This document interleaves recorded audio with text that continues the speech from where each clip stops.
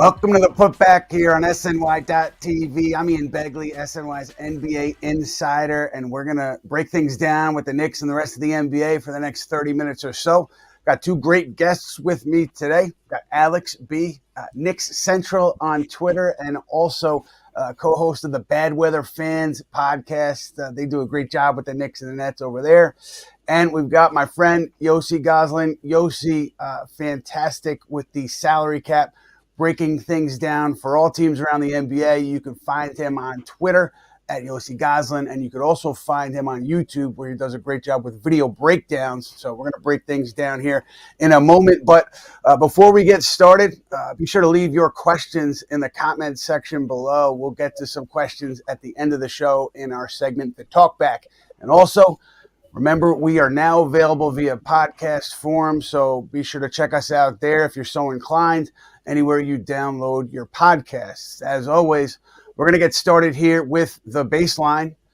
Knicks winning 2 in a row. They're back-to-back here, Atlanta and Brooklyn, and not easy. It wasn't pretty, but anytime you can win back-to-back games, you chalk that up as a success in this league, and that Nets team is tough, so playing them the second game of back-to-back, not easy, not as easy as you would think it would be on paper. Alex, I want to start with you. Your thoughts on the Knicks over the last 2 games?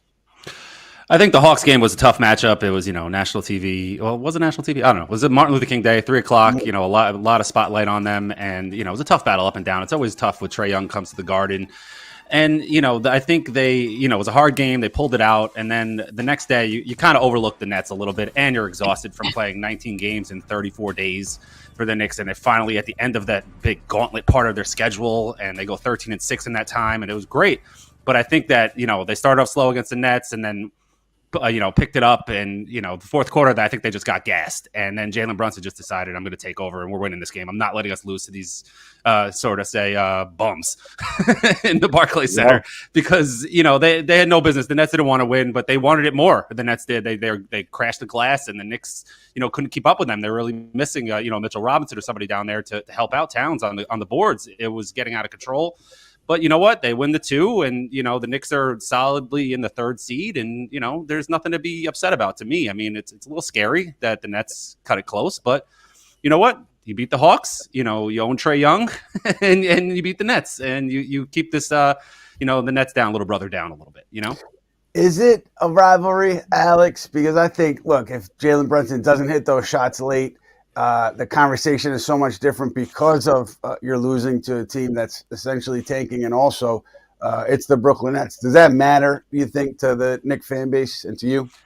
It matters to me. Yeah. I think it's a big, I think it's a rivalry. I think location-wise, division-wise, conference-wise, it's just compared to a game versus the Hornets. Is it the same buzz as when they play the Nets? No, of course not, because that's not a rivalry with the Hornets. But with the Knicks and the location, and then everything that happened with Durant and Kyrie in 2019, and when they moved to Brooklyn and they were talking smack, with Garnett, so I think that's the rivalry there. It's always the regional stuff is always going to go. Like, look at the Mets and the Yankees. They're rivalries, and they're not even in the same league. But there's trash talk, and they didn't even play each other until the late 90s. There was always a rivalry there. So, it's a rivalry. And I know there's the rivalry police that are out there. Like, they need to specify what's a rivalry. You need to play in the playoffs 3 times and lose. One person has to win. One team has to lose, and et cetera, et cetera. But it's a rivalry. It might not be, Knicks and Bulls in the 90s or Knicks and Pacers in the 90s, but it's a rivalry for sure. I want to talk about a lot of salary cap stuff, trade machinations with Yossi Gozlan and Alex yourself. Before we get there, though, just Josh Hart. I mean, I think that he has done such a great job fitting into his role with this starting 5. I mean, to me, that was one of the bigger questions coming into the year, even after the Julius Randle trade, was you're asking Josh Hart to take on a lesser role, to probably take fewer shots than he had been earlier in his tenure as a Knick, and he's filled that role as well as I think the Knicks could have hoped for, between his rebounding, his assists, his willingness to move the ball and to push the ball and to find his teammates. He's just been so valuable. So, Yossi, I'm curious for you. Knicks sent Cam Reddish and a first to Portland, essentially, for Josh Hart a couple trade deadlines ago. you're tracking all these trades. I mean, is that one of the best trades in the NBA in the past few years? I mean, how do you see that? Absolutely. The Knicks have just done a lot of the best moves, like not just trades, free agency signings. You don't realize it at the time until later after the fact. Signing Isaiah Hartenstein, Josh Hart, just a very shrewd move that just seemed like they were bringing in a guy that would help come off the bench, but his role is totally elevated. And I'm curious to see if they're able to replicate something like that. If they're able to just get, doesn't have to be a Josh Hart level type player, but just bring in someone that is probably being a little undervalued right now, and maybe get him for a pretty low cost. Yeah, it's going to be interesting to see what happens over the next few weeks. It's funny because they traded for Josh Hart and then they extended him. And the number that they extended him, I had many people calling me, or I should say several people calling me, just saying, look at this. It's a, CAA special, Leon Rose and company taking care of a CAA guy. But look, we're here now, and the contract is going to look very good, I think. As the cap continues to increase, it's going to look like a value deal if Josh Hart could continue to play the way he has been. And Alex, what do you make of the way he's been embraced by the fan base? Is it accurate to say that? Is he one of those guys where it's kind of like an Oakley, a Starks, where his passion is embraced by these fans? Oh, yeah, for sure. He's the heart and soul of the team. No pun intended. He really is. Towns and Brunson are the stars, and he's the heart and soul. He is the gas of the Knicks car, and I think the fans have embraced him. He's got a great sense of humor. He's, cursing at Reggie Miller. He's doing all these things that we love as a Knicks fan. And, Brunson does the same thing. Like they know how to play to the crowd and the Knicks fans, and they do it very well. And Josh Hart to this Knicks team is what Draymond Green was to the Warriors, just without the cheap shots, and he's going to help them in their championship run, over the next couple of years. And he's going to do little things, borderline triple-double every game. And he does everything. And, when he can get hot in the playoffs like he did last year and hit some threes, hit some open threes and bury Philly, so he is the perfect player, and I kind of underrated him coming in, because you just look at the numbers. I'm not watching all the Blazers or the Pelicans games where he was in the past, and Lakers when they stunk. But Josh Hart is really, really, really good. He really is, an unheralded type of player that you don't get to appreciate until you see him every day. Yeah, I agree with that last sentiment. You're watching him every day. You're knowing what he does for a team and how he contributes to winning. And it's been really to the highest level the Knicks could have hoped for to me this year. So just great stuff from Josh Hart. Right now, we're going to switch gears and we're going to go to the trade machine. We're going to get into some hypothetical deals and we're going to talk about the deals, dissect the deals with Yossi. I'm going to check in with Alex to see what he thinks about them. And we're going to start here with Mitchell Robinson going to Charlotte for Josh Green. Straight up, Yossi, can you talk to us about the details of why this works and what money-wise would be going on here? So before Nick Richards got traded, there were a lot of speculation that maybe the Knicks would want to go after him, and they certainly could have beaten the Suns' offer for him. They have way more second-round picks offer, but clear that they didn't see him as quite an upgrade over Mitchell Robinson or Precious Achiuwa for that matter. So I do think that they mostly need another wing to come off the bench, and Josh Green not quite living up to his contract right now. But just another guy, I think, that he brings some defensive toughness. And the Knicks, like I said, they just need someone. Maybe he's a guy they can bring him in. They can get him straight up for Mitchell Robinson. So the Knicks are over the first apron. They have to decrease salary or not take back more, mainly, in any trade they do. So if they do want to trade Mitchell Robinson and they feel comfortable relying on Precious Achiuwa and Jericho Sims and Haporti as their primary big men, maybe someone else could pop up in the buyout market. Who knows? They could, I think, getting a guy like Josh Green or some other wing in that like $10 to $15 million range could really bolster their bench. Yeah, one thing where I go here is, Tom Thibodeau, the last couple of games, has gone back to Landry Shamet a bit, and he's expanded the rotation a bit. Guys off the bench, you're seeing them in double-digit minutes where you haven't seen that in the past. So I just wonder if the need is there ultimately for another ring. I'm sure Josh Green could help them, but I wonder if that's where they go. And Alex, turning to you, your thoughts on this hypothetical. Oh, no way. No way. Because Mitchell Robinson to me is Josh Green's a nice player, don't get me wrong, but Mitchell Robinson to me is so valuable based on when he can be healthy and on the floor. You can't find that on the open market, especially for a guy like Josh Green, especially if Tibbs is not going to trust Jericho Sims, which he doesn't. He doesn't play him for a couple games, and then when Towns is out, he starts. So, he doesn't trust Sims to give him 5-10 minutes, but he trusts him to start, which is bizarre. But because you don't trust Sims, I'm not trading Mitch without having another big on the bench that you can trust in the playoffs, or to get that big offensive rebound that Mitch does in the playoffs, that get that big play.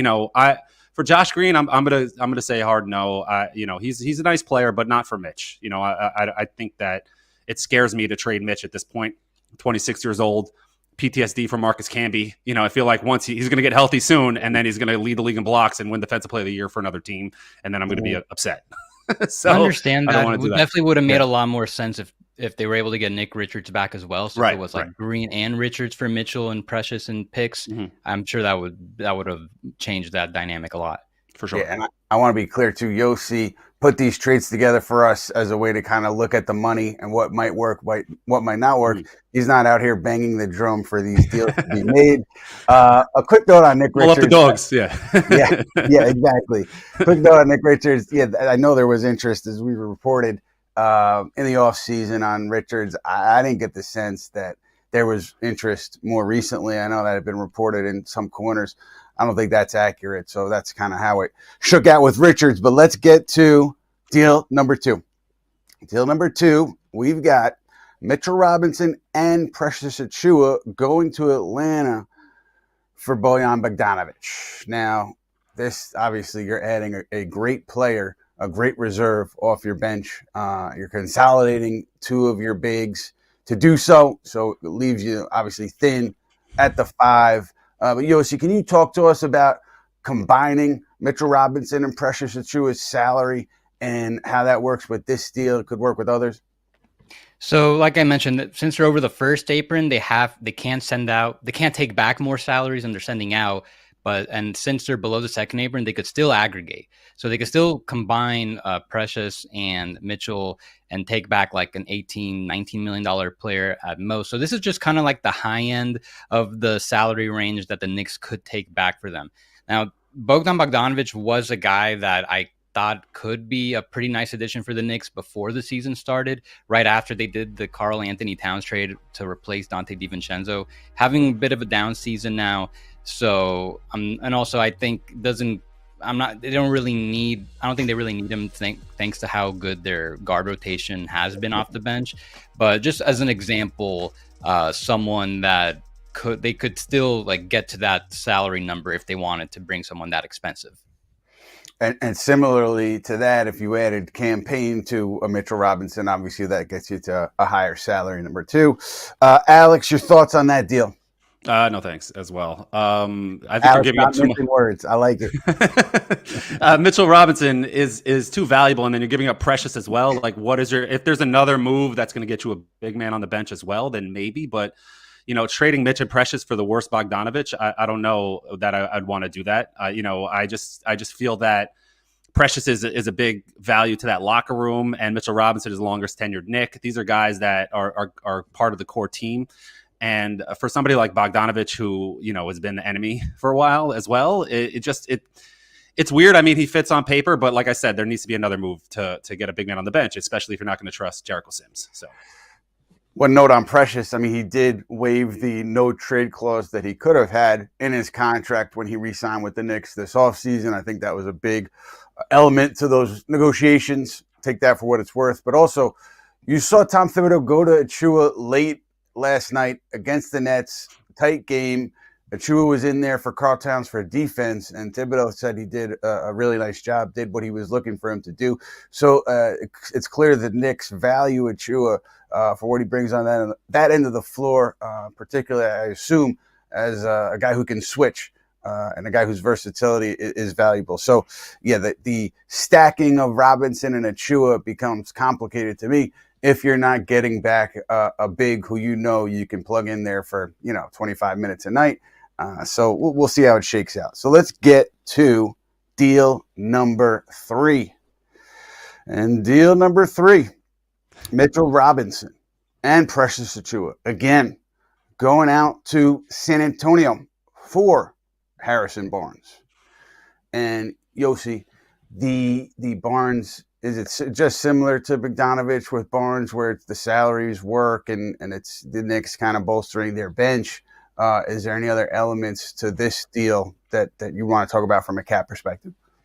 Yes, so they would actually be able to address that big man need in the same deal. They'd still have enough room under the second apron to take back a guy like Charles Bassey, who's been having one of his better seasons. Again, not the same level of player as either Mitchell Robinson or Precious Achiuwa, but here they get a solid wing and Harrison Barnes to come off the bench, help relieve some of the other wing players.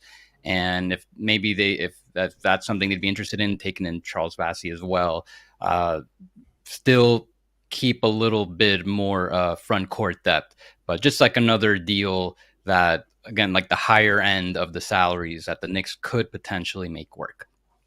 Right. And Alex, for you, this one, bringing back Bassey too. Let's throw that in the hypothetical. Is it no way? Maybe. It's intriguing if it were like 5 years ago for Harrison Barnes, but right now, like, I don't know, like if you're bringing back a big, sure, that sounds cool. But at the same time, right now, I don't know if I do that for the same reasons I've been mentioning. But it's just, the apron is just so frustrating. It's kind of like the movie, nobody understands the cloud. Nobody understands the apron. It's just where the Knicks don't want to go over the first apron and they're going to the second apron, whatever. But Harrison Barnes is a good player, nice player, playoff experience, won a championship. He would be a great player on the team, but I don't know if I'm giving up, Mitchell Robinson for that and Precious. I just feel that, like I said, is Mitchell Robinson coming back? That's the whole point. Is he coming back at all? I don't know. That's the question, really. If he's coming back, even if it's next month, even if it's March, I'm not trading him. So that's how I feel about it. Yeah, we'll get into that a little bit later. All right. Before we move on, though, another reminder to throw your questions in the comments wherever you are. We're going to answer some of them in the Talkback segment later on with Mr. Matthew Spenley. Now we are going to move on to what we learned. What we learned is presented by Binghamton University. Binghamton University was named the top school in the SUNY system, according to recent rankings from the Wall Street Journal and Forbes. Visit binghamton.edu for more. We're going to get into some trade rumors right now with the What We Learned section. And we were just talking about the Spurs. One thing to note there is I know that Zach Collins, his name has come up in talks with the Spurs and other teams. Collins under contract, I believe, for this year and next year. So I think that's something to keep an eye on. Obviously, a veteran there. And Spurs kind of have discussed him with other teams. The interesting thing today, obviously, is Jimmy Butler. And, when Phoenix makes that trade with Utah to acquire 3 firsts, to turn their 1 first to 3 firsts, it's clear as day. They feel that they have something where they can go and get Jimmy Butler. What it turns out to be, we'll see in the coming days here, but you don't make that trade if you're Phoenix without knowing that you can get something done for Jimmy. And so it's just a matter of where Bradley Beal ends up. If you're watching the Suns, if you listen to Brad Beal after he was relegated to the bench, he's not happy there. He's not thrilled with the situation. So it shouldn't come as a surprise to anyone that he'd be open to waiving his no trade clause for the right situation. And we'll see how that shakes out. But something else that I thought was interesting, and could be interesting for the Knicks, was when Phoenix was looking for those extra picks, those extra firsts that they got from Utah, they touched base with Detroit. And also Milwaukee and Denver touched base with Detroit, trying to get additional draft compensation that I assume that they would want to add in another deal. That's relevant to the Knicks because Milwaukee obviously is right there in the East. And if they're looking for extra picks, it tells you that they're looking to be aggressive and trying to upgrade that roster in some way, shape, or form. So something to keep an eye on for Knicks fans. And as far as the Knicks go, Alex, I think it's still kind of what we've been talking about. And we're going to talk about Valunciunas. We're going to talk about Capela a little bit later, but it's where's Mitchell Robinson Do we trust that he's going to be back? Do we trust that he can be the guy for us? Ran into Mitch in the locker room a couple of days ago. He looks good, man. He looks, in shape. He said he's around 265 pounds. Tom Thibodeau, again, has said that he expects Robinson to be cleared for practice to take contact by the end of January. And I do think that there's a belief that Robinson could be back mid-February, early February, back on the floor. So if you know that and you're the Knicks, are you confident enough to roll the dice with Robinson? Do you have to look elsewhere for a trade? That's been the question for New York, and it'll continue to be the question for New York. The other option for them, as we talked about with Yossi, is stacking contracts, whether it's an Achua, and I do think that that's kind of the most likely package if the Knicks decided they were going to stack contracts. That's the one that would make the most sense. But yeah, it's kind of a waiting game here for the Knicks still with the trade process. Yossi, I'm curious, for you, when you look at Milwaukee, what do they have to do actually to try to add one of these significant players that's out there? Because it's not just one step, right? Given where they are, what do they have to do? So quickly, I just want to touch on that first part you were saying about how everyone seems to think that what Phoenix did is a precursor to a Jimmy Butler trade. Feels kind of like when the Cavs 10 years ago, they dumped Jared Allen and a couple of players to create cap space. And then we all knew what it was for. 4 days later, they signed LeBron. So right. It does kind of feel like there's some inevitability. I don't think the Suns did this just to get more draft picks. No. But as far as the Bucks, yeah, they can still add a $50 million max player. It seemed at first, like when it was reported that they're trying to they might get in the mix for Jimmy Butler, I was thinking, well, how can they do that? They can't really. They're over the second apron. They're not going to be able to send a player who makes more, but they're actually pretty close to the second apron that as long as they finish below it, they could still aggregate multiple salaries to exceed Bradley Beal's $50 million. So if they send out Middleton, Portis, and Pat Connaughton, that's $53 million. So you can send out those three to take on a player like Beal or Levine or Butler, who's making around $50 million. And they would still need to just send out another player like a Marjon Beauchamp, who they already declined this team option for next year. He's not on the rotation, and they'd be able to get back the 14 players, because they're going to decrease a bunch of roster spots, doing a 3-for-1, 4-for-1, and while still being able to stay below the second apron. So it's possible. I guess the question is, do they need to send out picks? Like you were saying, they're trying to gather some more. If they're taking Beal, I would probably want the pick. But it is possible they could make it work. And if they have an interest in Beal, that would definitely help the Suns a lot get this thing down to the finish line. Yeah, that's the biggest item for everybody. All the teams kind of looking for a move or a significant move is where's Jimmy go? That's the first domino. And I want to get into, guys, also the idea that the Knicks, they could end up with one of these big guys that we've talked about a lot, Jonas Valunciunas, Clint Capela. Yossi, for you, Valunciunas, can you take us through how a deal sending Valunciunas to New York might work? The easiest would be just to send out Mitchell Robinson straight up for him. That works for both teams. And, I don't know if they have to include second-round picks. I imagine that's what the Wizards would want. I think I would just keep Mitchell Robinson at that point, though, unless they really feel like the injuries are going to be a reoccurring thing. I think they could probably also get there if they do Precious and a couple minimum salaries. That might work. Haven't done the full math exactly, but same thing. I think I'd rather just keep Precious at that point. Yeah. Did you mention another player, or was it just Jonas? I'm going to start with Jonas, and then we'll go to Clint. But I want to ask Alex first the idea of, Valunciunas for Mitch, yay or nay? I'm 50-50 on Jonas. I go back and forth on him. I know he used to be a beast on the boards. And, I know he's a little older now and he's slowed down a little bit. So I don't know. It also depends on, the same thing we've been saying all show, Mitchell Robinson's health.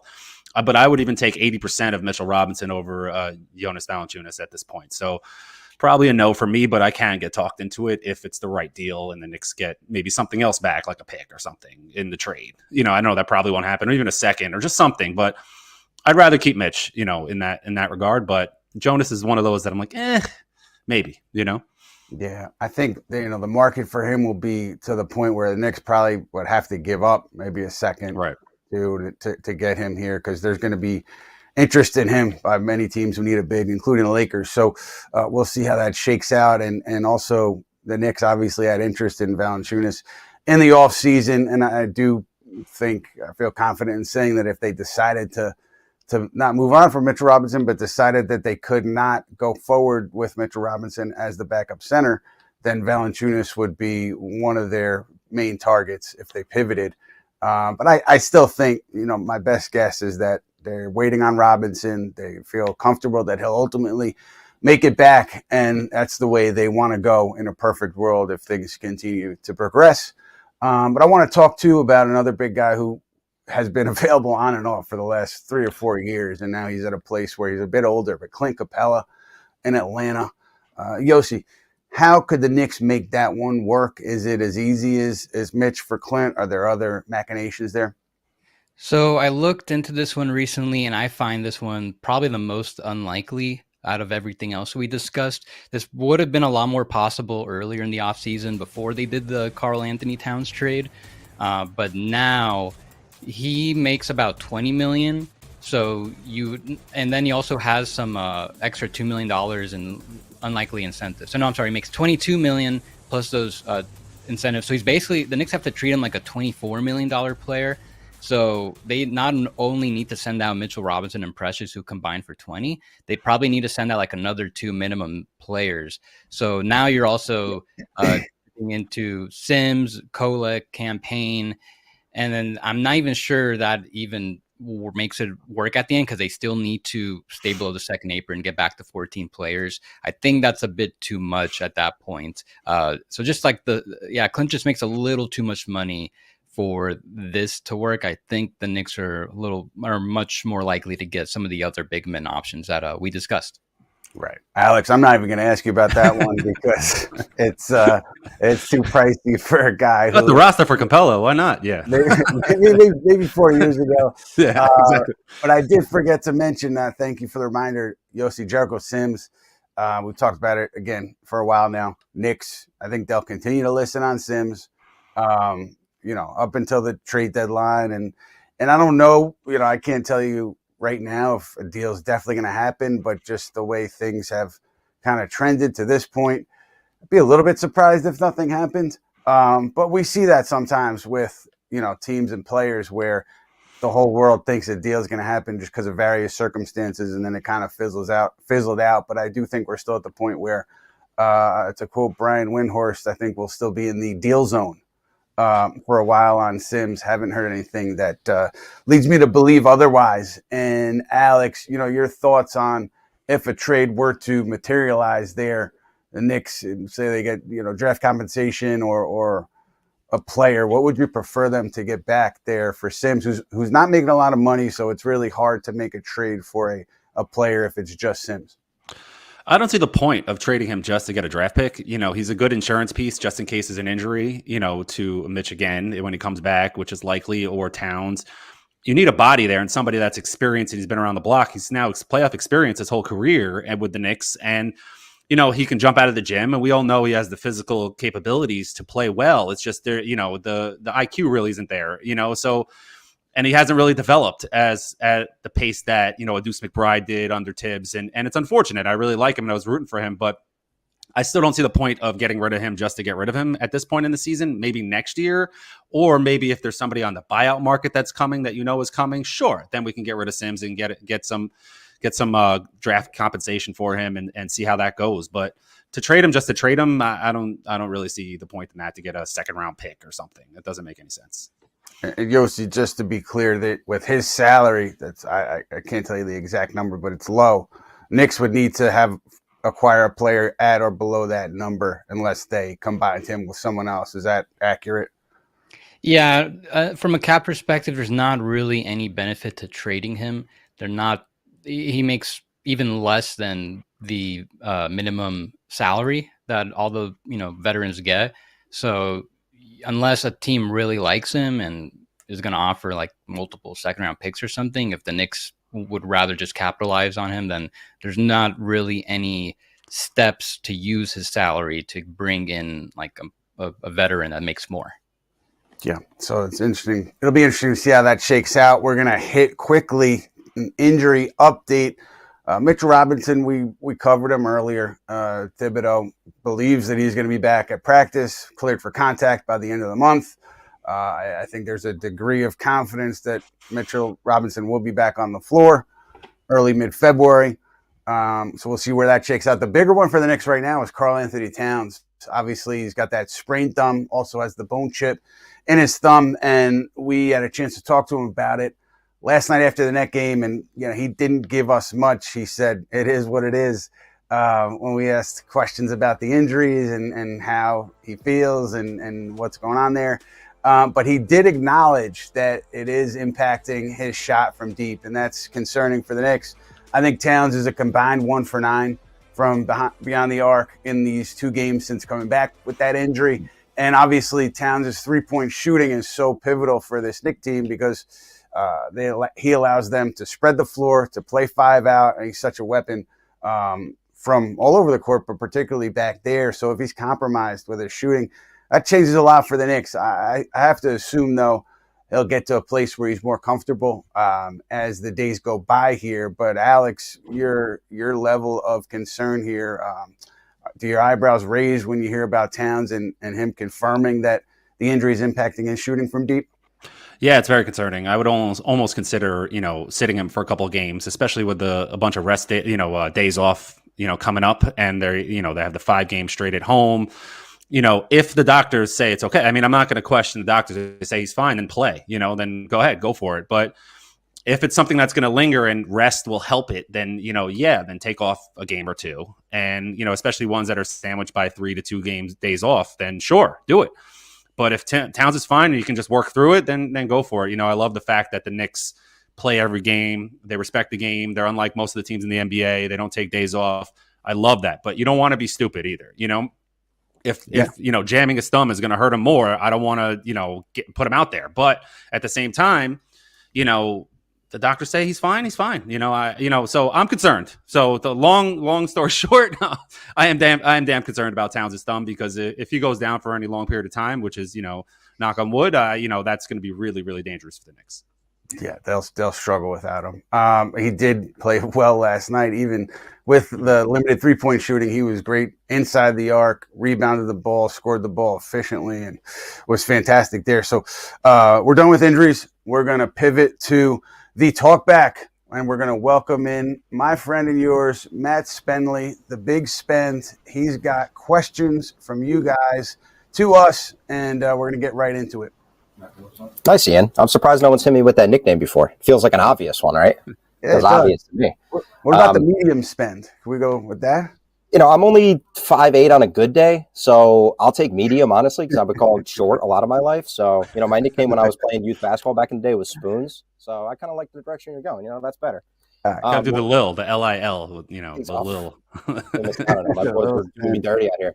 Alex, I want to come right back to you, because I think a lot of the trade discussion when we're talking about Mitch, it sounds like you and I kind of are on the same page. I just feel like all of these guys we're talking about, I just think Mitchell Robinson is better than these players, and I want to see him come back and get a chance to play. And I know that he's had the injury issues, but we saw how much of an impact he can have in the right matchups. So I guess I just want to know generally what your expectations are for Mitch once he comes back, and if you agree that I would just like to see the team with him and Cat with him.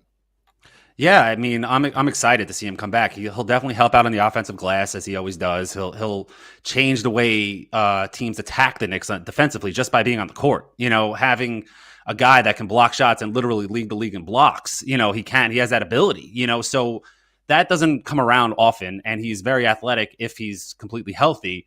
That I really want to see what the Knicks are with him, especially since the market is trash. All the guys that are out there are not great, and they're not going to make a difference. Like, if you had to trade him in the deal in the offseason for Towns, like, all right, fine, you have to do that. If the Timberwolves for some reason took that deal that was on the table, I think, Ian. And then, I wouldn't just trade him just to trade him. And, I'd love to see what they can get on the buyout market on the other parts of the roster. Maybe call up TJ Warren in like March and see how that goes and just go from there. And then in the offseason, reassess everything. For sure. And I think we spend a lot of time talking about the buyout market, and we will, given the Knicks cap situation. But a lot of times those guys, too, are going to be a very marginal impact when it comes down to it. Yossi, I want to ask quickly about, because right as we were coming on, the Mavs, Derek Lively was ruled out for 2 to 3 months with an injury. I'm just curious because we spent a lot of time kind of talking about center trade market, how things go. And obviously, Dallas' situation, they're going to still look to kind of try to secure a playoff spot here. So their payroll situation, if they're anybody that the Knicks should keep an eye on, not even in terms of major pieces moving, just curious how they might approach that injury. I would guess that the Mavs they also have the same kind of payroll restrictions as the Knicks right now. And I remember seeing some reports that they were looking to bring in another versatile wing to kind of replace what Derrick Jones brought them. Now I would imagine that's going to be on pause, but I would guess mainly because that would mean trading Maxi Kleber. So I guess that means they're going to keep him now through the trade deadline.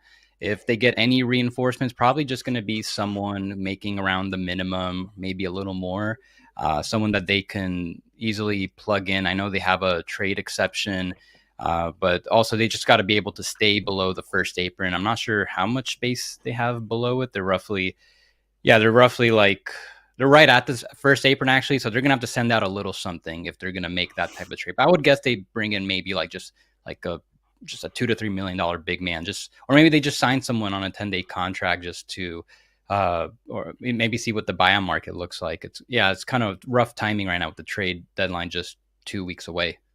Right. I got a quick follow-up, sorry, for Yossi, just because I think it's important. The buyout market with the Knicks close to the second apron, what are their limitations there? Because it's not like they can just get anybody who ends up being bought out, right? Right. The biggest thing is that they can't sign anyone who is making the mid-level exception or more. So the full one, the $12.8 million amount, if they were making exactly that or more, if they were making $1 more than that, they cannot sign that player if he gets bought out. So they're basically limited at just anyone else making below that. And so like the veterans minimum prorated at that point, they could sneak in under the second apron. Yeah, they should. If they don't do any other trades, if they don't decrease their payroll through some type of trade, I think they should be able to sign someone as early as like late February or early March to get to that 15th spot. So by then, the buyout market should already play out. Might be a little off on those dates. Maybe they could sign someone a little earlier. But either way, they are well positioned to get to be in the bidding for someone that they are allowed to sign that gets released right in time. Yeah, well, TJ Warren definitely impressed them in camp, and obviously he's been playing well with the Westchester Knicks, so I certainly would be keeping an eye on him when they go to add that 15th player, and I think they ultimately will. I'm sorry, Matt. Big spend, medium spend. I cut you off. What do we have next? Ian, it's your show. Come on, you can do whatever you want. I'm just here to serve you. You do. I'm coming right back to you, luckily, and then I want to get Alex's take after. Our guy, the cooler, is asking, the Knicks are beating up on bottom feeder teams, but have yet to beat the title contenders, OKC, Houston, Boston, Cleveland. Obviously, we've seen, a variety of exposure to those teams so far yet this season, but it's going to be the big conversation. They've definitely, beat up on some of the lower teams, haven't necessarily been able to take down those top title contenders. So how do you feel about the Knicks? Should we be concerned? I mean, eventually they have to do it, right? I think the cooler brings up a good point. Eventually you got to beat some of these teams in the regular season to, I think even just to feel good about kind of where you are as a team. Cause the Knicks, I think in that locker room, it's been up and down, wins and losses. And I think they haven't yet kind of coalesced as a unit. I think there's still some kind of disparate parts there. And I think that's natural when you're bringing in all these different pieces that they have brought in. And Josh Hart was saying last night, he was kind of mocking the media for blowing his quotes about egos and individual agendas out of proportion. But he did say the Knicks were still kind of working towards that place where everybody was bought in. They've made progress to get to that place, and so he's saying they're not all the way there yet. And so, yeah, I do think that just from a team building perspective, team cohesion perspective, winning those games will be big. And then obviously just proving it to everybody else. You know, they have Sacramento, they have Memphis coming up, so a good test after these days off here, and we'll see where they land. Alex, what do you think? Man,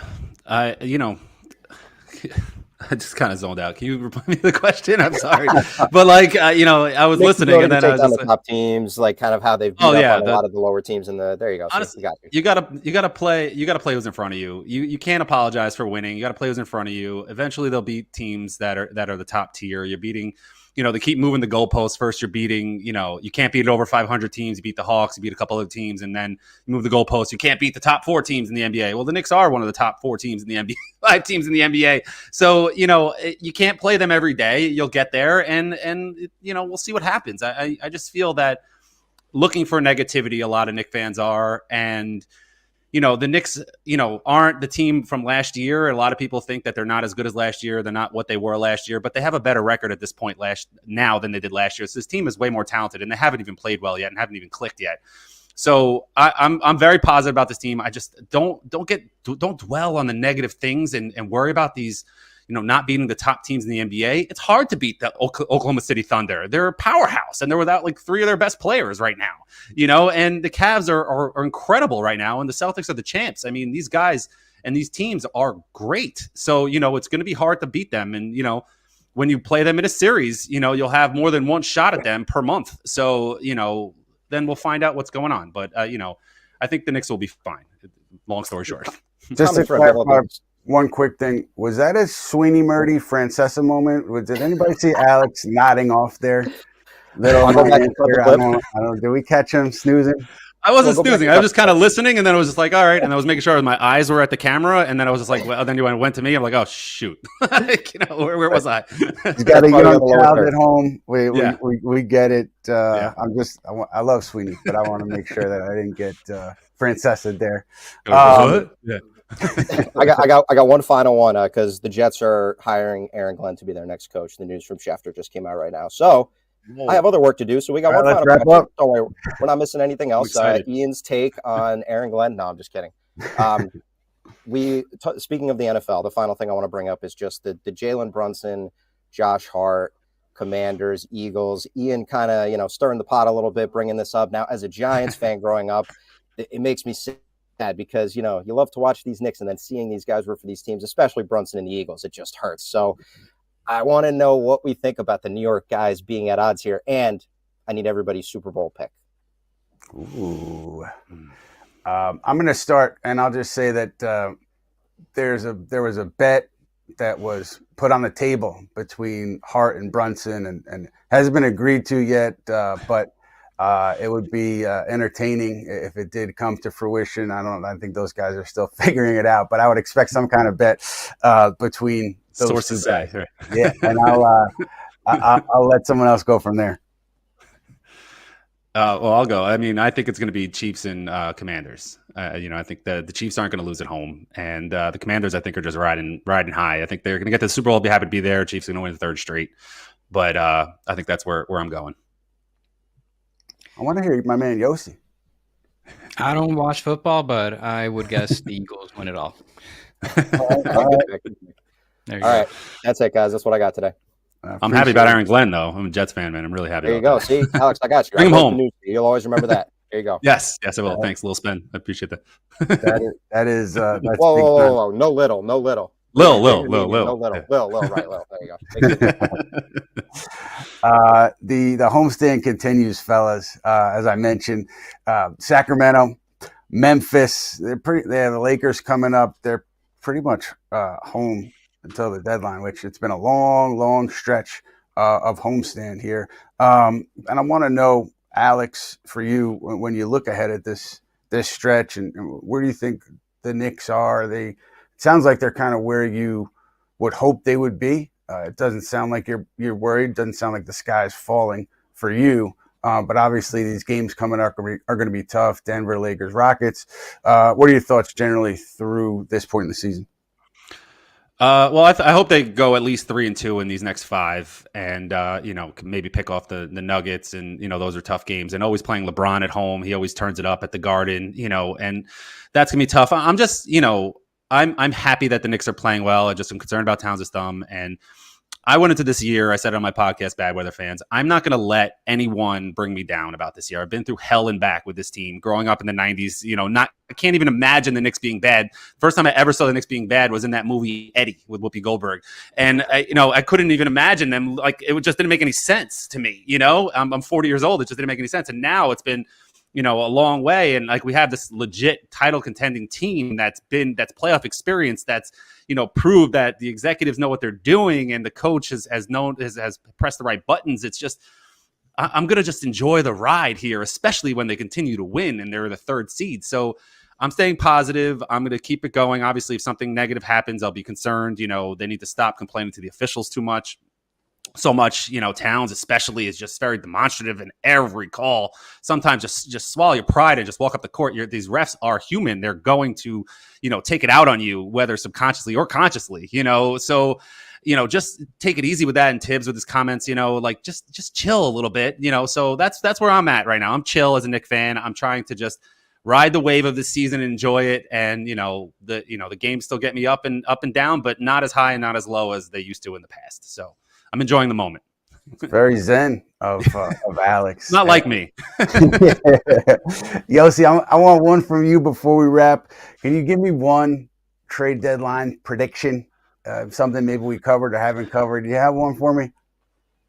Well, I know you covered the Nets, but I would think the most likely best player who gets traded, more than Jimmy or Levine, or I would guess Cam Johnson gets moved. I think especially now, he's having his best season.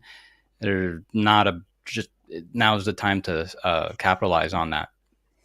Yeah, to me too, though, like, you're building something from the ground floor. He just seems like one of those guys that can help you build, but I understand draft picks are there and you need to hoard them. But that will do it for us here on the Putback. Really want to thank Alex B, Knicks Central, co-host of the Bad Weather Fans podcast. Be sure to check him out there. Yossi Gozlan. You can find him on Twitter, on YouTube. Does a great job breaking the cap down for all NBA teams. And we will be back breaking things down for you guys again ahead of the trade deadline. We've got a few shows. So we've got Tuesday, February 4th, 1 p.m., Wednesday, February 5th, 1 p.m., and Thursday, February 6th, live at 2:45 when the trade deadline hits at 3, to cover what's going on with the Knicks, to talk about what they did and did not do. So be sure to check us out then on the Putback, and thanks for joining us.